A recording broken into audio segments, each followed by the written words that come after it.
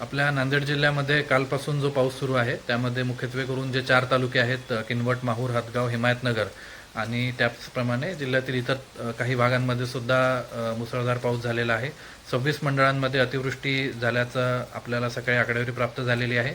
त्या अनुषंगानं काल रात्रीपासूनच बचावकार्य व मदत कार्य ज्या ठिकाणी आवश्यक आहे त्या ठिकाणी सुरू करण्यात आलेलं आहे. कुठेही कुठलीही जीवितहानी किंवा कुणी जखमी होण्याची घटना घडलेली नाही. मात्र काही ठिकाणी अगदी कमी प्रमाणात का होईना परंतु घरांची पडझड, पशुधनाचं नुकसान आणि शेतीचं मात्र मोठ्या प्रमाणावर नुकसान झालेलं आहे. त्याबाबत पाऊस ओसरताच आपण पंचनाम्यांची प्रक्रिया सुरू करतो आहोत. या अनुषंगानं सर्व जिल्हावासियांना जिल्हा प्रशासनातर्फे माझं आवाहन राहील की आपण धोकादायक असणाऱ्या परिस्थितीमध्ये जाऊ नये. विशेषतः जिथं जलप्रवाह हे आता भरलेले आहेत आणि ते वेगानं वाहत आहेत अशा ठिकाणी कुणीही जाऊ नये. त्याचप्रमाणे जर रस्ते कुठं बंद झालेत किंवा बंद असतील तर अशा ठिकाणी सुद्धा आपण जाण्याचा प्रयत्न करू नये. सर्वप्रथम आपण स्वतःची काळजी घ्यावी.